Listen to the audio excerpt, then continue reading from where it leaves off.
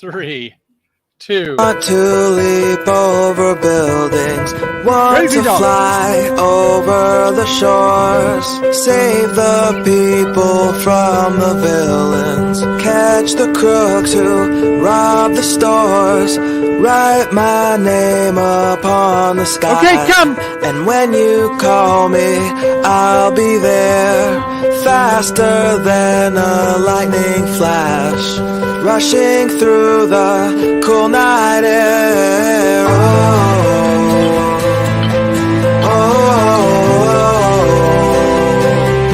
With fearless thoughts, emotions swirl. I wanna be the man that saves the world.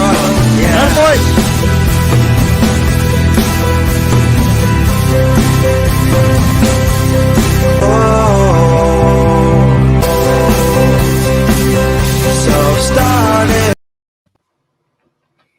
And hello, I'm Michael. And I'm Grace. And we are California Travel Videos. Woohoo, look at Grace. How about that? Who are you today? I am the person with armor because, yes, we did. We hit that 1,000. Thank you. Woohoo. And with that, we got haters and we got a couple of nasty comments. And so Michael told me to put on my suit of armor. So I did. Well, you got to know who to focus on, baby doll. Who do you focus on? Our fans out there, right? And us being able to serve you. Exactly. So that's a cute outfit. Where did you get that hat from? I think that my husband picked it up somewhere in Quartzsite, and it says, yeah, I think it's labeled helmet number 9. It is. So, it was. Go ahead. Yeah, I think it was used on a movie set, maybe in the Hollywood desert. Mm-hmm. So we've got a future for you, darling. You like that? I do. I love it. Ow, nice it hurts to wear this. Although it probably weighs better part of 10 pounds. I hope they got paid a lot of money. How come it's crooked? Maybe I should take it off. That's something else for the haters to complain about, doggone. There's no hate here, nothing but love for all of you. We do. And look at this. We've got Grassroots Living. Great show tonight. Grace, did you enjoy their show? I loved it. And I have to get some of that dehydrated water. Yes. Mm-hmm. We saw it. In fact, I was kind of impressed because I thought, 8 pounds a gallon, 5 gallons. And Shailene is she's holding them like this. It's like, wow, that's like 80 plus pounds there. It's like, man, Dina's going to be sure she behaves, or he behaves, I should say. I think the dehydrated water is a lot lighter. Mm-hmm. Well, it's interesting. There's distilled water and then there's ionized water, all these different types of water you can get. And we better get going with the show or we're going to be in deep water ourselves. Are you ready? All right. Okay. You want to start off? You want me to? How are we going to do this tonight?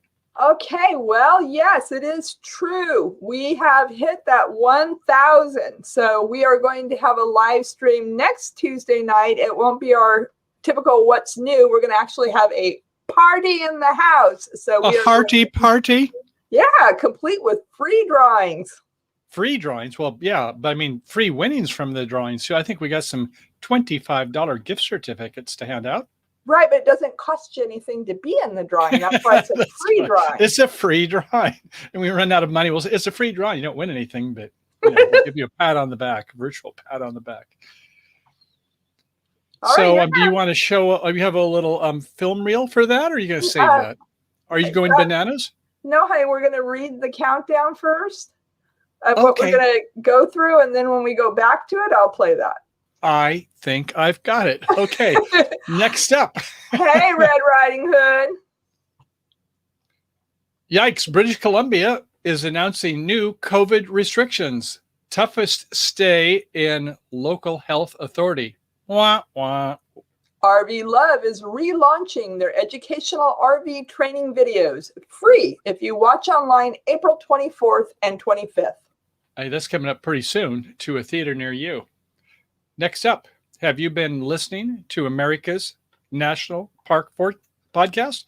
I hadn't, but I think I will start. You can also hear it using your browser now, too. That's kind of cool.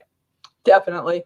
New YouTube producer guidelines further explain consequences, saying things dangerous, reckless, or inappropriate, whether on YouTube or not. Man, do we have any good news here? Campendium had an article out this week, the 20 most important things you need to take camping. Ooh, that's close to what Shailene and Dean were talking about on their show tonight. Right. Good news, Yellowstone has reopened. Here comes a thundering herd. So we're going to get more rocks are coming into the campground. Is that a good thing? Rocks, spelled R-O-C. It's an acronym. We'll talk about that tonight. And a ferocious dog, toy dogs, put the bear on a run. Yeah, I think I've maybe seen something like that before, but we got a new one, I believe, don't we? I think we do. Okay. And don't be a butt or misuse one either. That's kind of a salacious title, but stay with us. And it looks like Casper, Wyoming could use an auctioneer for the RV rental parking. Yes. Mm-hmm. So, should we get started? Yeah, and there'll be some more if we have time and if it allows. Yeah, we do have a lot more things. I think some of this is going to have to carry over to next week, but it is going to be a really big, full show tonight. Definitely. So, Grace, do you want to start off with some gratitude?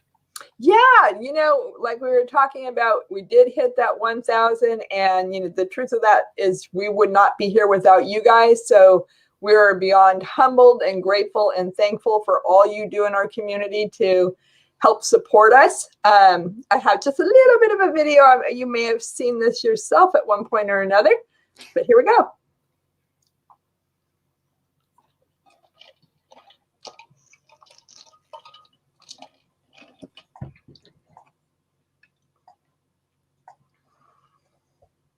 Good job, Grace. We are going bananas. Yeah, for those of you who are already at 1,000, well, Grace, you tell the story. I'm sorry? You tell us about, getting to 1,000, what about that accomplishment and others. Well, that happened last Thursday night, and I was over at Land Adventures chatting with them, Cloud, and people just came over, and I think within about 10 or 15 minutes, they hit the last 6 to 8 that we needed, and boo-hoo, we were there. Yeah, we'll talk about it more next week. This is just kind of a tease. Hope you can make it there. We're going to have a great time. And okay. It was where, I'm sorry, Grace. I said party. Oh, party. I think party. Yes. So, but it's where we had what was it, for about a month or two. I think we were, featured with YouTube, when you are trending. And so we had kind of like a little hockey stick there going for a while. So we thank them for that. But I'd say about 99% of it's from all of you out there and some of the people who are, producers with big fandoms. And, it's so nice that they can have others for help. So if you need some help, let us know. Our advice may only be worth what it costs, but we will try to help everyone in the community as much as everyone's helped us and then some, right? Okay, should we go to the next item? Okay. All right. Well, so RV Love, I think it was about 4 years ago. Time flies by when you're having fun. But they were going to be having a big commercial channel and, regular televised and, getting into it big like some of the others are starting to. And, it's a challenge when you have to have a lot of upfront money. But, they had the video by about 30 or more experts in the community. And the content is still as good then as it was 3 years ago. So they're going to have something called Hit the Road RV Summit. Does that sound like Hit the Road, Jack, Grace? I love that song. You do, don't you? So anyway, it's Hit the Road RV Summit, and it is coming to a browser near you, literally. So the online training is going to be free on the 24th and 25th. And I don't know if you are familiar with the Creative Live Company, but what they do is they have where you can watch their training live. But if you don't watch it live, then you have to pay for it later. either by issue or by membership subscription. So anyway, if you don't get it right away, then if you still get it in the near term and don't watch it live, you can get it for as low as $27. Later on, the price will go up to $97. And that's about what most of the other courses seem to be priced at, depending on how long they are. Some are up closer to 200, but I think that's kind of the sweet spot, is keep them just a little bit under $100. So if you are interested, it's hittheroadrvsummit.com. And we'll put that link in the description after the show as well. Yes, we will, Kimosabi. Kimosabi? We? So you want to take the next one, or you want me to do it?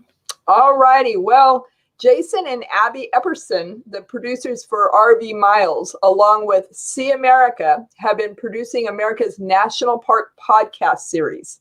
And while listening to audio has been a favorite for the younger mobile phone crowd, you can always listen to the show online using your favorite web browser.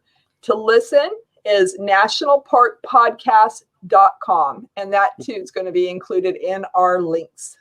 Yeah. So they and I guess 28 more with See America in the show series. And I think podcasts are starting to come back, Grace. A lot of RVers, when they're going somewhere, they're out on the road. Maybe they don't even have internet connectivity. They can still listen. So the RV travel, which we use to get some of the things we talk about, I noticed that they started doing weeklies. And the one they had this week, I wish I had more time. I was so busy getting these things produced for you and some of our other shows coming up, which we'll talk about in a little bit. But it's they talked about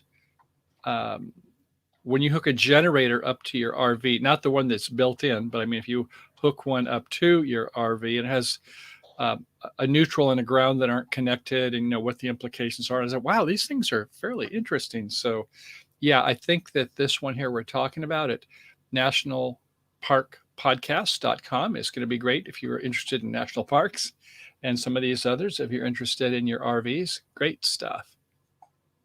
Anything else on that, darling? I think that's it. Okay, so what's up with the new YouTube producer guidelines? Oh, again, really? Always something. Well, yes, further explain the consequence, saying that things are, if a producer does something that's dangerous, reckless, or inappropriate, what do you all think? Do you think that YouTube should step in? Even if it's not on the YouTube site, but it's a big brand, someone that's got millions of followers, should YouTube do anything about it? What do you think? Well, I'm pretty sure it becomes a liability at some point. So in order to distance himself and to say, hey, we're going to be responsible here and we're not going to promote that type of behavior. And I'm sure it's a lawyer thing. Do you think now that we're up at 1,000, you think we have to worry about that? Yeah. We need to really watch our backs. Well, surprising for some, on April 14th, it's called the Creator Response Initiative. We've heard of Adpocalypse before, but this one's called the Creator Responsibility Initiative. And what they say is that they're going to reserve the right for them to take a strong action. I guess that would be, taking down the site, or at least demonetizing the people. And they'll do it when the offending situation occurred on YouTube or not. So, it was about 2 weeks ago where Twitch, we don't get on the Twitch too much, but they changed their guidelines and more or less did the same thing, saying that on their channel, if they find that somebody does something that is seriously inappropriate out in the real world, even if it's not on the Twitch channel, they're going to shut them down. So, these things might be like predatory behavior. Some of it is, you might have seen as some sexual indiscretions that have been things that have been like where it's abusive or worse. So, they're not going to put up with it. And so I know that our community, thank goodness, we don't have to worry about that. But, sometimes when you have people that you follow, sometimes it's people in the music industry or just other things that are somewhat borderline on salacious, we're going to see some of the big boys and girls that may go away. So it would be interesting to see if the rules apply to all. Well, and sometimes it seems like the things that were a big guy like PewDiePie or Logan Paul, things that they've done, kind of trying to keep it on the edge, get a lot of viewers, and they say, well, unless you have 1,000 subscribers and 4,000 hours, we're not going to monetize you because we got to keep our eyes on you guys. And the little guys seem like they have to pay sometimes. But I think this one is that the people who have the bad behavior are going to be the one that are going to be paying the consequence. So just so you know, that's kind of coming down from YouTube. And I think we should all at least be aware of it. So when somebody asks us as a producer what is going on, it's just more or less when it's, grossly inappropriate behavior, not just little stuff, but something that tarnishes YouTube. And then it tarnishes us too. If it gets like the advertisers don't want to pay and we would like to get a monetized site and people don't even want to come to YouTube at all because it's viewed as a hostile environment, then I'm more sympathetic on this one, what they're doing. Exactly. So should we go to Campendium, darling? All righty. Well, it's ironic because it's very similar to what Dean and Shailene were talking about on Grassroots Living.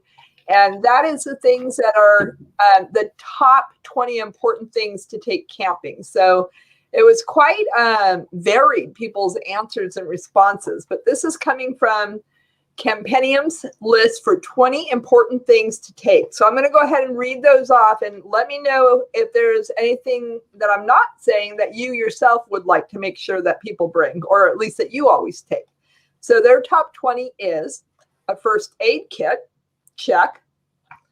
Tylenol, Michael Advil. A flashlight. That's me. For in case you have an idea, right?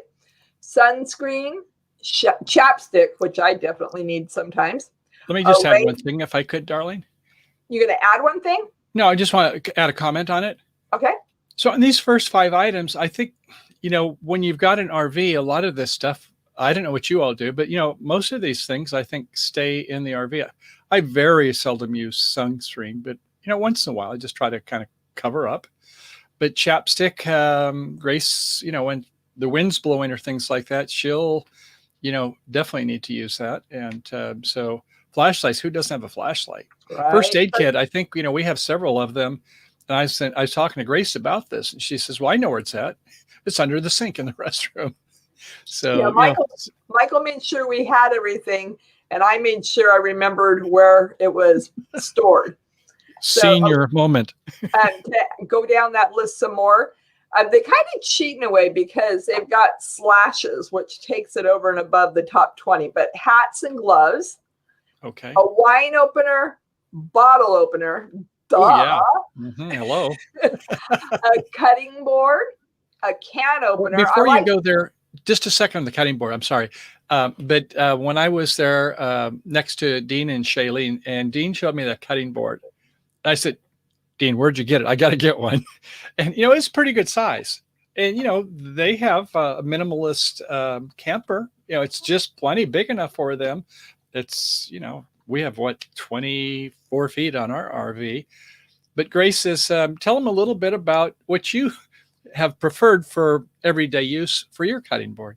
Well, I actually have a plastic cutting board that just sits right in our pots and pan drawer. It hardly takes up any space at all. Yeah, it's thin, and it's, what would you say? It's about 6 by 8 or something like that? Those are the baby ones that I have from the Dollar Tree. The red ones, yeah. Yeah, but I have a bigger red one that's plastic. Okay. Yeah. But anyway, Dean, I still like the one he's got. It's beautiful, and we use it for other purposes sometimes too. All righty. And so let's see. I was getting a kick out of the fact that they actually have a can opener as number 10, where they have the wine opener and bottle opener as number 8.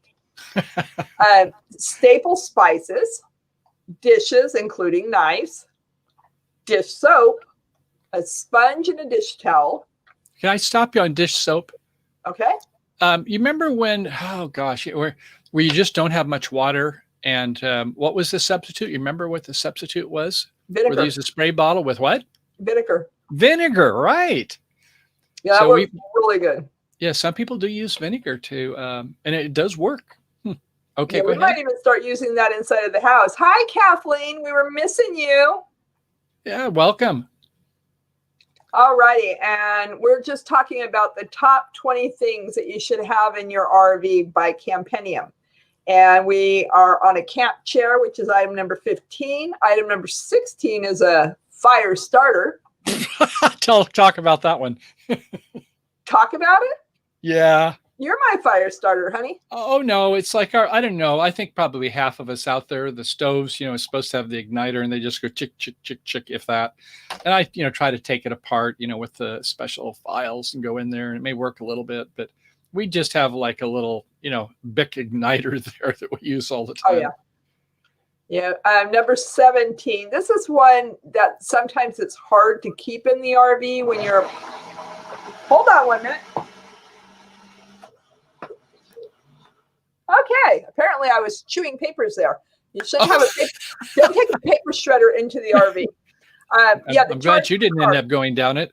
Right, the charging cords, those can be a little. I always make sure I have a list of things to pack because those are kind of like in and out. I take them with me. A portable charger. Michael can tell you about his Palsy buff. We love that. Oh yeah. And 19 and 20 is a little bit bogus because it's a dog leash and a water food bowl. So I guess I can use a leash for you, honey. Maybe I'm the fallback. We don't have a doghouse, but I guess you can still leash me up. Take my food bowl and go outside. Anyway, I don't know if you got anything to talk about, anything on the list there, but yeah, I thought it was a lot made sense. To me, it seemed like it might be for a camper. And I'm trying to remember what her name is, the lady with Campendium. That's so funny. You remember what her name is? I do, but for some reason, it's eluding me.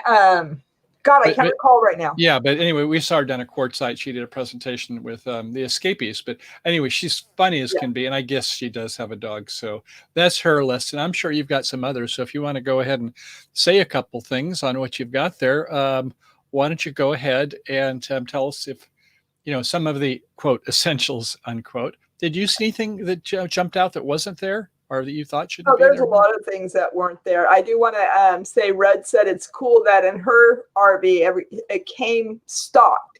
And they actually had too much stuff in there, even a cast iron pot, which in an RV, that's a little heavy.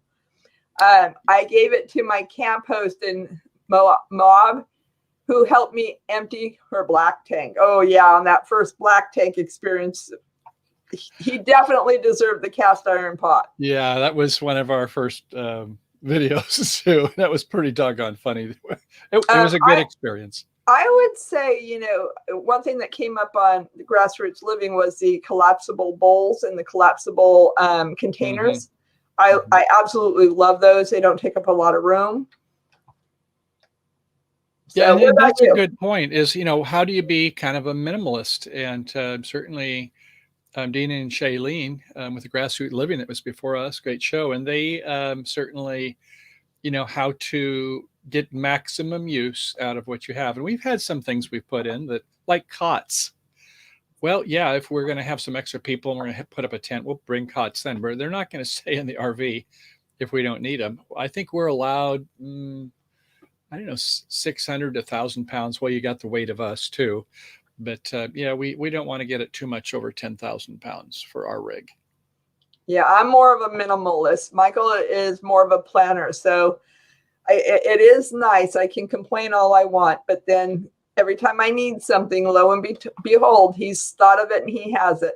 Red asked a question, Michael. The escapees, do you know if they have a mail service? They do, and it's a very good mail service. I haven't used it, but when you start like seeing the community where a lot of people say the benefits of it, and not all mail services are the same, it turns out.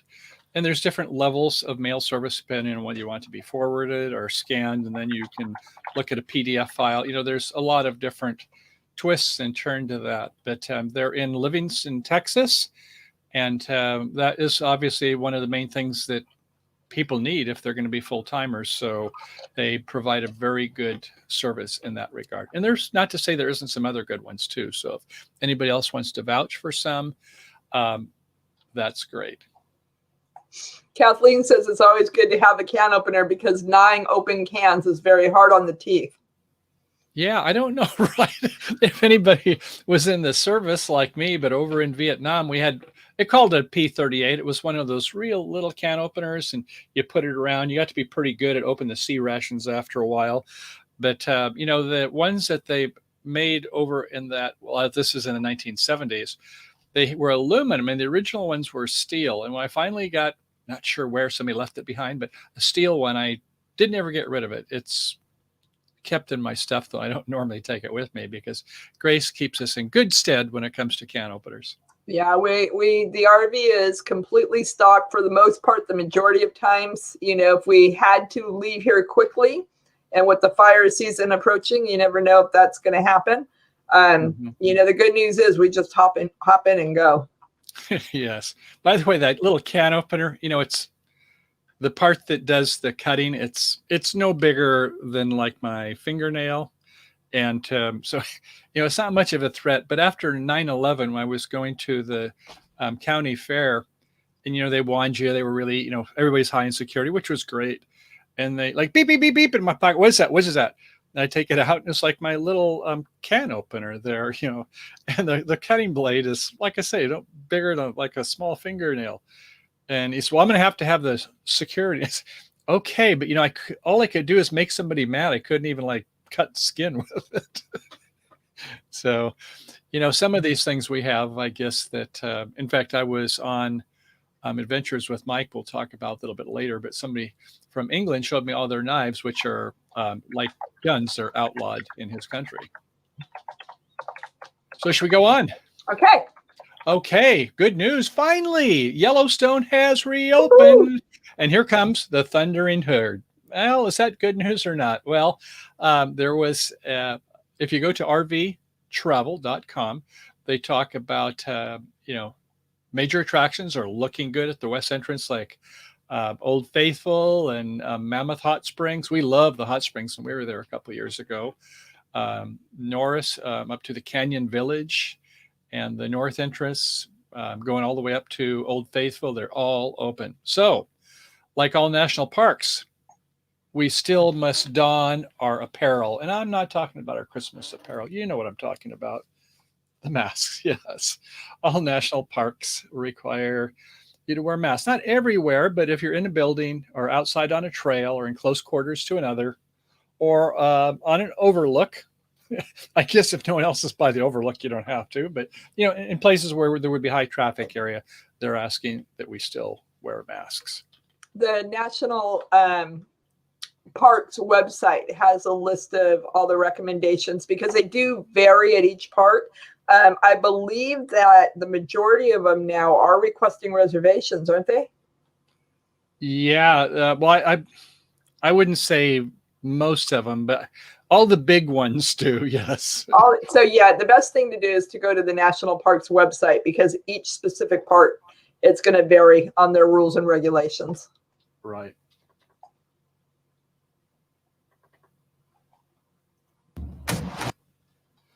You want me to do the next one? Yeah, you're going to tell us about those ROKs? Rocks. Yeah, that there are rocks are starting to show up. New rocks at, they're going to be used at the Blackwater tank facilities and also at park entrance. Now, when you go to, at least in California, you go to a state park, they try to make it secure when they take your money when nobody's around. So they got these little poles with these real little slats, and they've got these small envelopes that you can hardly write down. You might be able to get your driver's license plate number in your name, in your spot number. But, they're saying we got to go to the 21st century, some of them are saying. So I've got a video here. I'm just going to show you the little video of what a rock is. And I think if I go to this one, and maybe I minimalize myself. Here we go. This is the Santa Star Remote Off-Grid Kiosk, also known as the Rock. It's designed to replace all Iron Ranger fee-tube style collection systems. It's fully self-contained. It requires no additional power or data load. The system is powered by a 12-volt solar array and is easily configured to each location depending on the tree canopy and other factors affecting the southern exposure of the solar panel to the sun. The The system is very simple to use, and the payment and collection process is virtually touchless. As an end user, rather than taking an envelope, writing all of the information in the envelope with a pencil that they may not even be able to find, placing cash in the envelope, sealing the envelope, tearing the tab off of the envelope, placing that very small font tab from the envelope on the dash of the car, and then finally placing the envelope in fee tube. The process now becomes a simple card. Well, I think you've got the idea. So you just put in your credit card and kind of off you go, is what they're saying. So I don't know. You think that's going to be a good or a bad thing, darling? I think it's going to be a lot more simplistic. It's funny because in a way it reminds me of this thing right here. You know, and mine, the way I've got it is basically my purse now. And there was a day that I'd have my purse and I had all these things in there. You'd have a mirror, you'd have a phone book, you'd have a cell phone, you'd have your wallet with your credit cards and your money. And all that is very simplistic now. Yeah, since we're doing show and tell, same with me. I used to have a wallet, and I got this. Let's see if you can see how thick it is. Yeah, yours isn't much smaller than your wallet was. What? It's not much smaller than your wallet was. Oh, yeah, it is. I mean, I've got the money clip over there, and then I've got about my top 5 credit cards. Yeah, well, they're not all credit cards, actually. You know, the top ones, the cards that you would use. And so, yeah, I've kind of was able to make it so I don't have the big bulge in the back of my pants anymore. So, yeah, so much we can just put on our devices, can't we? No padding anymore, huh? No pad, not well padded. You know, Grace, if I do something wrong, she chews on it back there, so there's not much left. You guys know that is not true. No, it is not true. Thank you, darling. Keep me in line. You want to talk about doggies? You can tell us about it. Okay. Well, our pets have not really been barkers. Certainly Kaliki, he's a man of few words. I think the only time Grace says he really barks is if I'm on the other side of a sliding glass door and I'm petting another dog. And I guess that's when he kind of wants to talk, right? He'll talk too when he has to go to the bathroom. Oh, okay. Yes. Yeah. But, little dogs, some of them, my brother had Chihuahuas and they were talkers, but, a lot of us, when you're out at the parks or things, we don't want dogs that are yapping for no reason at all, of course. But there was a video that came out from a couple of days ago on YouTube. And the question is, does size matter? Well, apparently for these little dogs, they don't. Down there in Pasadena, the 2 canines were attentive. And so the woman was having a midday nap down there in the hills over Pasadena. And a bear came in. I thought, wait a second. I've worked in Pasadena. It's a big city. In fact, a lot fact you probably never heard before is that the first freeway in California was in Pasadena. Might be even in the United States. So at any rate, this bear came in sniffing around and was looking for food. And after a little while, the toy terriers, they said, hey, you get out of here. Yep, yep, yep, yep, yep. And the bear was a little bit startled. And it chased him out to the backyard. And the bear is like, I am out of here. They're not very friendly. You're going to show us a little bit of that? I guess I could. Let me see if I can get to that. I think I can pull What I noticed is it didn't look like a California bear to me. It didn't look like a black bear. What do you think it was? It must have just been a young one, I think. Okay. Well, yeah, he looked like Yogi. I've got a spinning wheel, so at least I've got the screen up there. But spinning wheel. Maybe if I hit the F5 to refresh it. Oh, we'll hit the play. There we go. So we see the bear kind of meandering around, and hey, look at. We're having water shortages. Maybe it's just thinking like, sure enough, it was. I hadn't paid attention to that before. It's like, this water's pretty good. Yeah, maybe it was having some of Shailene's water there from Grassroots Living. That was the first thing I noticed. He was thirsty. Yeah, and then so they have multiple cameras, as you can see, and they're apparently she's sleeping. and the bear is like, well, I don't know. I'm sniffing, man. I don't want coffee or things. As like, where's the food? Fortunately, it hasn't ripped open that refrigerator door yet, and you wonder what's on the counter. But it's kind of it's a good boy. This is what we like our RVers to be. Be a little bit respectful, and don't cross the paths of other people's units. If there's nobody around, then sometimes you need to kind of go through a campsite to get back. So it's being careful. And so where are we going next? He's going to the pantry. Oh, it's gonna. Yeah, the doggies are gonna come out. There we go. Ruh, ruh, ruh, ruh, ruh. Fierce dogs. The fierce dogs. And the bear is like, I'm gonna have nothing to do with this. So I think it's gonna, go to outside. And he's like, what kind of a deal is I'm being nice? And they're like, okay, I'm out of here. I'm just thirsty and I'm hungry. Yeah. It's like, and I didn't sleep good last night. Poor anyway, baby. we thought that was pretty funny.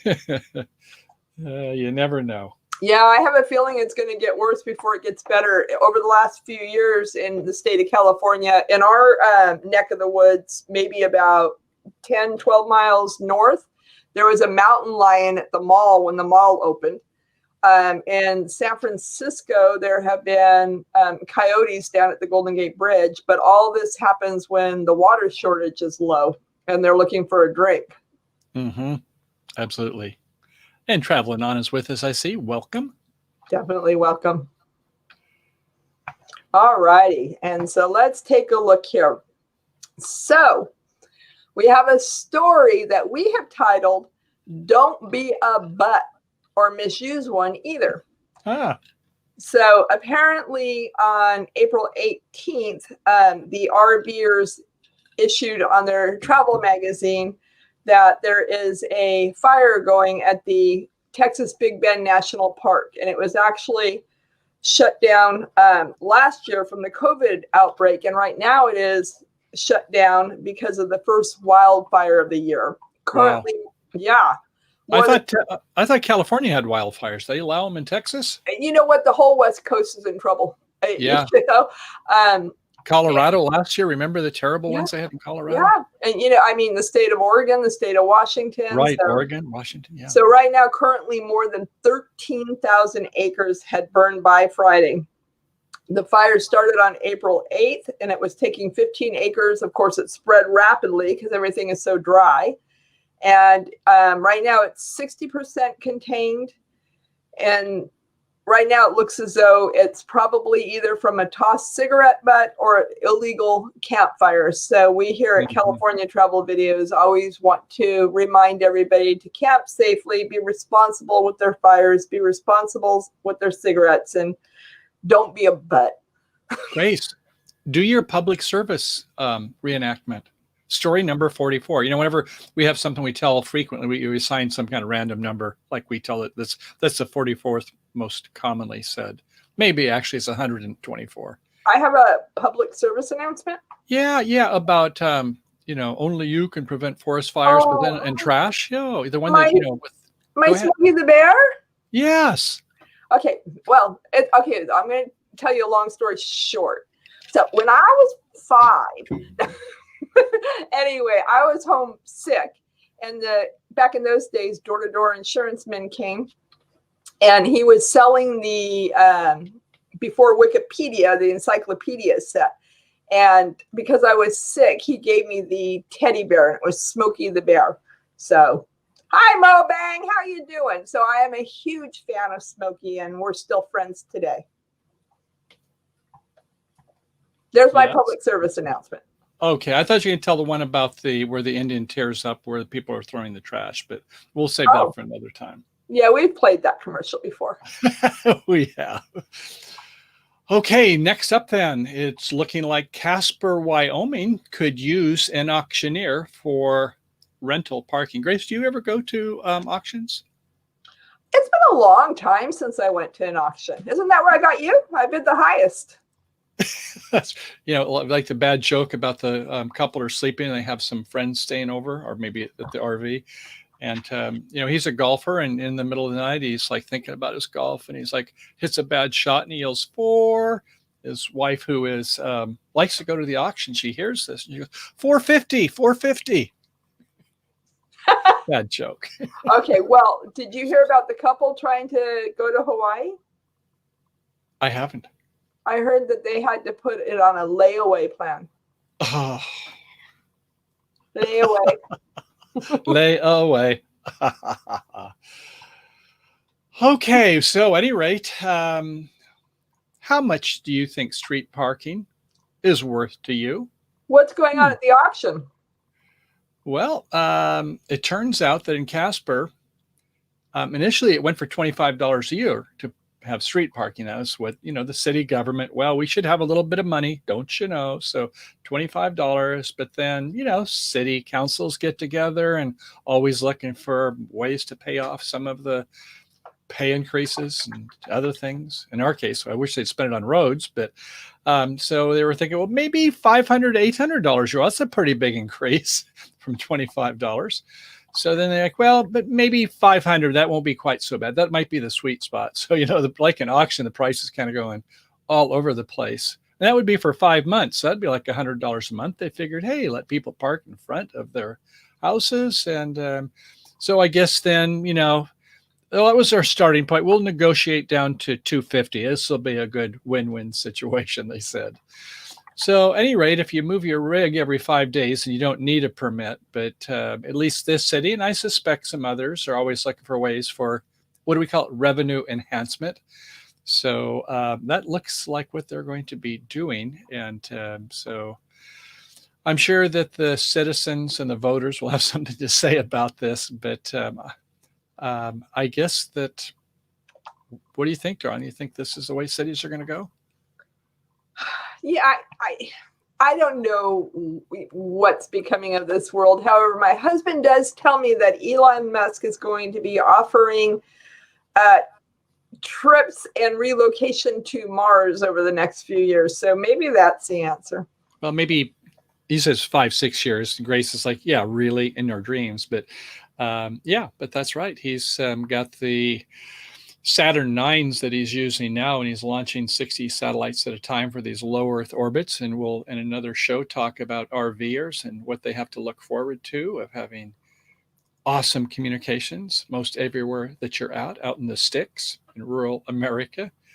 But yeah, he wants to have a bigger ship called the Starship.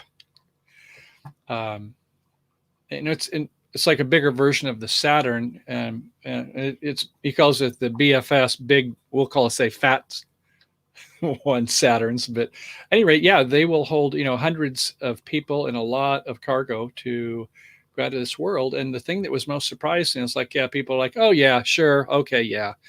But last week is NASA said,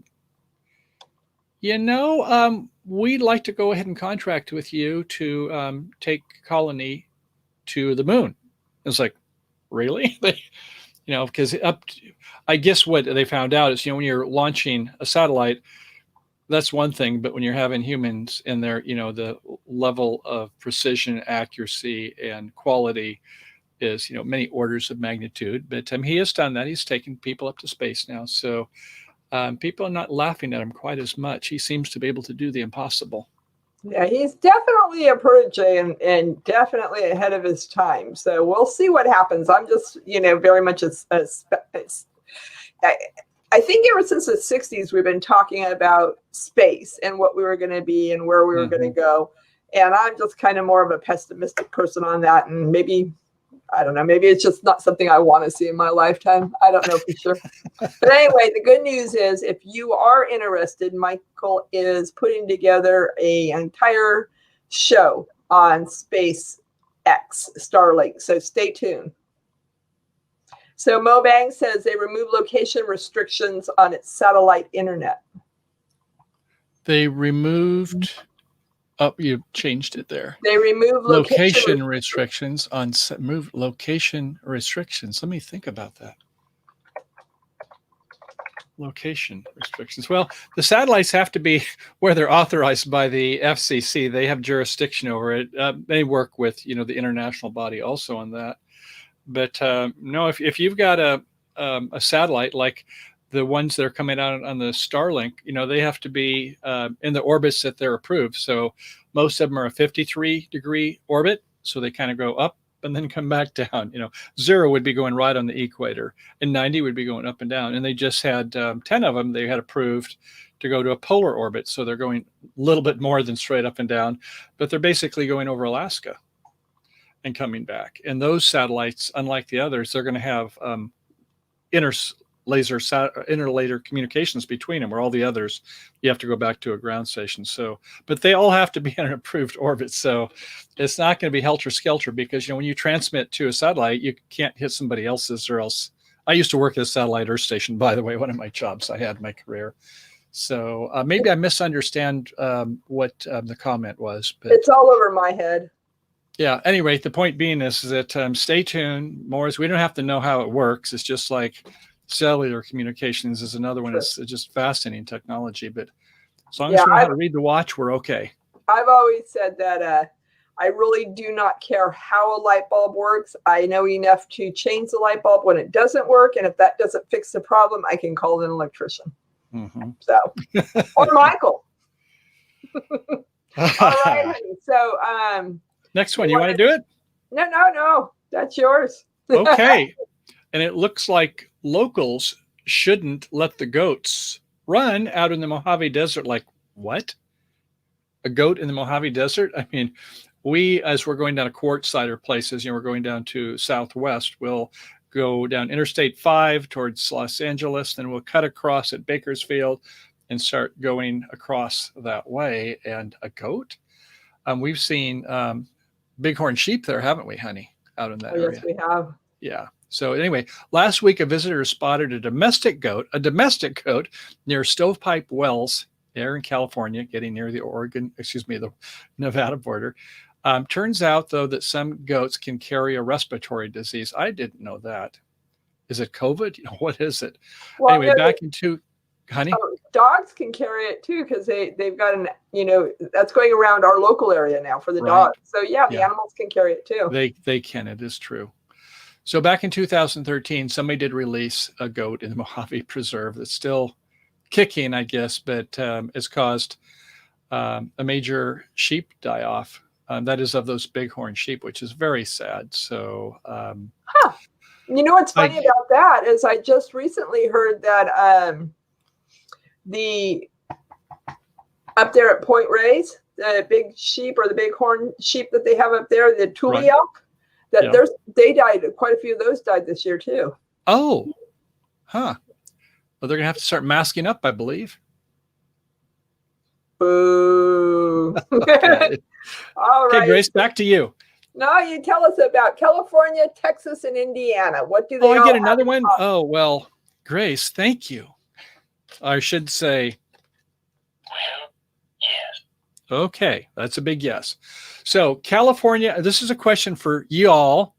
California, Texas, and Indiana, 3 states. Who do you think made the most money from manufacturing RVs? California, Texas, and Indiana. You think it's in that order? Or who do you think first, second, and third in terms of manufacturing? Texas, because everything's bigger in Texas. Everything's bigger in Texas. Well, they have, second to us, they have second highest population of the 3. So there's no doubt they are bigger than Indiana. California, well, it turns out, charge more. Right. Somebody said Indiana there, didn't they? Ambulancing. Oh, looking at a couple, one Texas with Grace and a couple Indianas.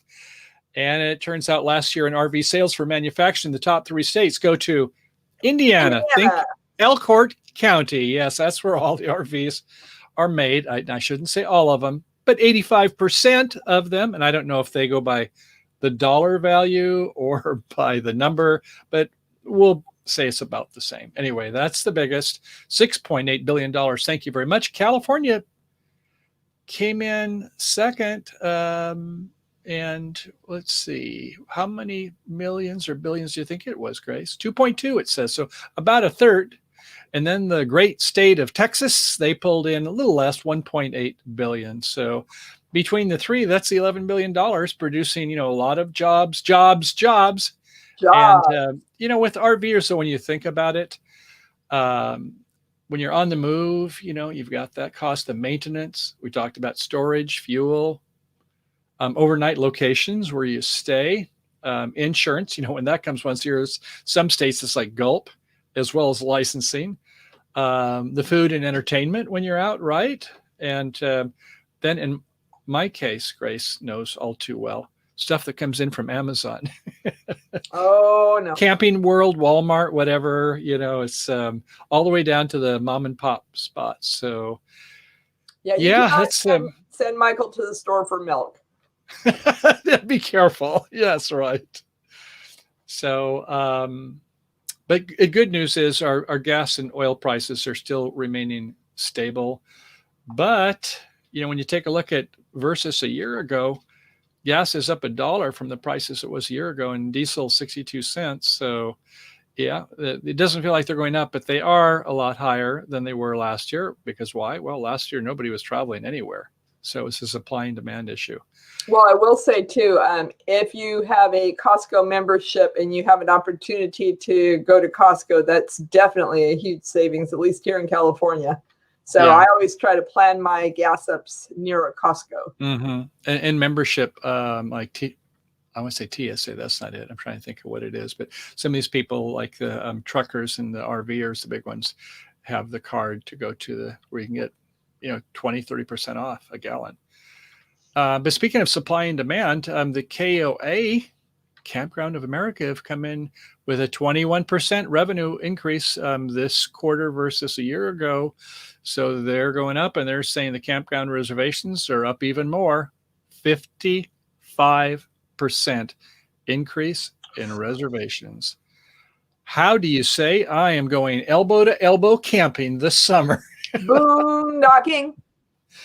Yeah, but I mean, can you imagine how the Center for Disease Control, the CDC, they're saying, oh my gosh, all these people are going to be so crowded and everywhere. And so, but I guess things are opening up, and hopefully we're all getting our shots and or keeping our noses clean if you don't believe in getting a shot.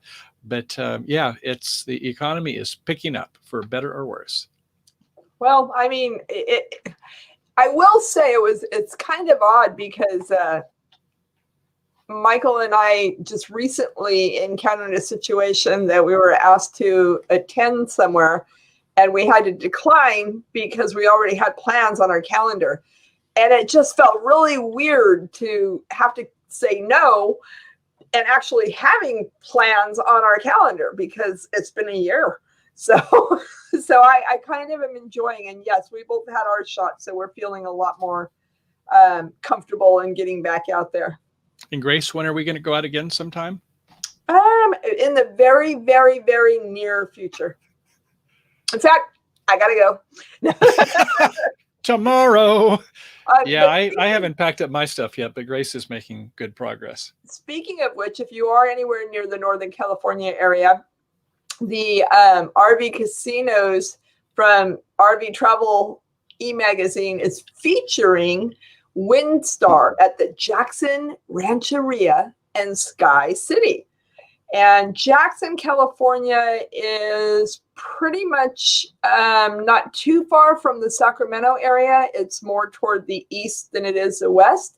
And coincidentally, that's one of my mama's favorite places. So I am going to be taking her to celebrate Mother's Day, and I will let you know how it checks out. But according to the magazine, the sites for the campground is $60 on weekdays, $70 on Friday and Saturday nights.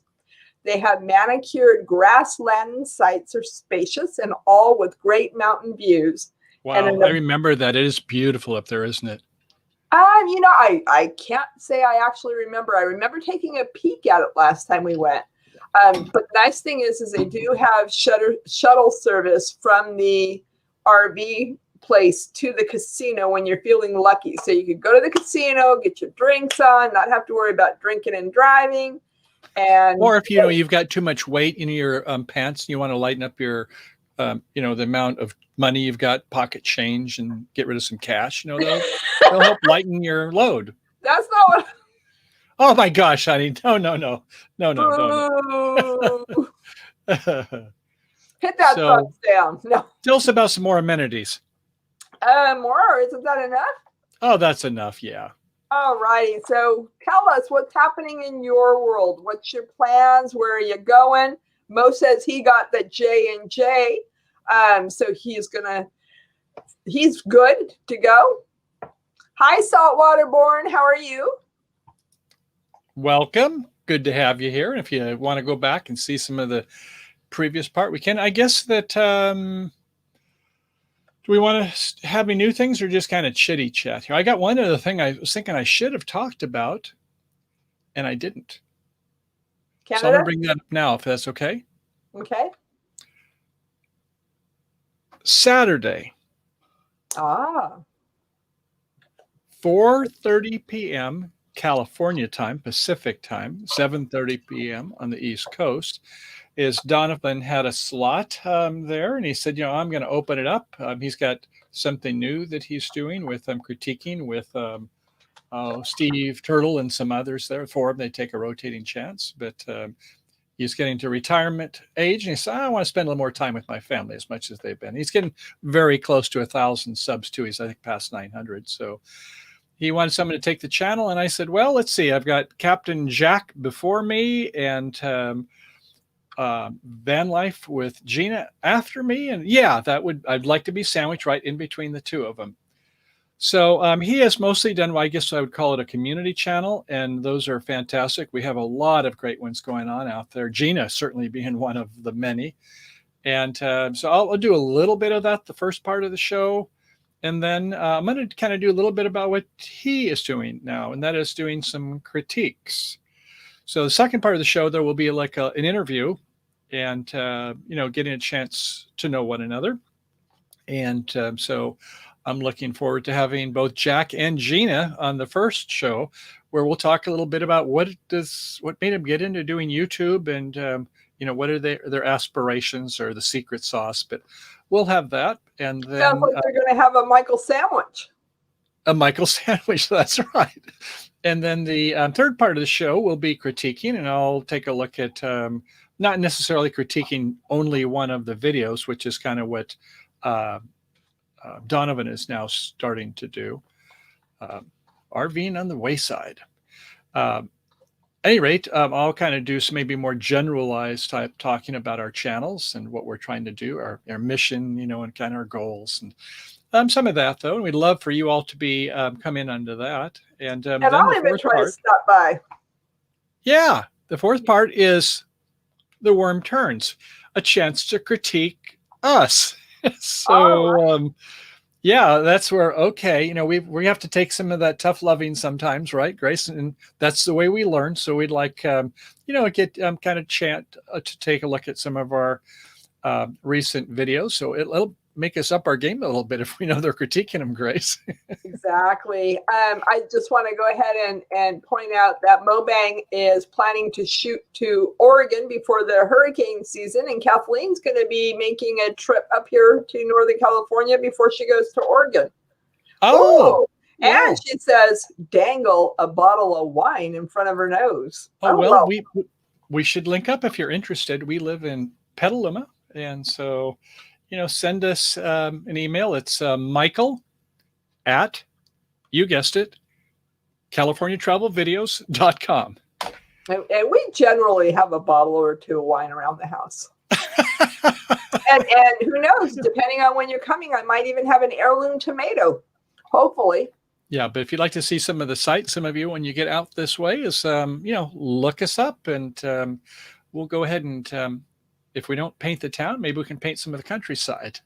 Or speaking of which, yes, speaking of which, about painting, I saw this one. I thought, now this isn't really part of the show, but I'm sure you've heard about these bad guys, and they're around here too, where you come out in the morning, your catalytic converters are gone, and they sell them at the junkyards. And so there was something, I guess actually it was an RV travel. They were saying that some people are taking to spray painting their catalytic converters so they won't be as easy for them to sell. And they say, well, if you do, make sure you get paint that's 2,000 degrees, because the catalytic heaters, that's the whole idea. It's supposed to get hot to burn off the noxious gases. But any rate, I think others were saying, if someone's like taking your catalytic converter at night, they're probably not seeing that it's painted or not. So I don't know. It just feels good. But yeah, we will paint the town in the traditional ways around here, or the countryside. But and I do want to remind everybody, next Tuesday night is our celebration for 1,000 subs. So we definitely want to invite you to come back and join us. Party in the house. Hop on up here with us. Maybe even put on some dance music, royalty free. yeah. But that concludes our time and our hour. We definitely, as always, really appreciate you being here with us. And thanks for watching. Michael? Oh, okay. Thanks for being here as always. And as Grace says, happy trails to you until we meet again. Bye-bye. Peace out. Good night. Bye for now. Take care. Good night.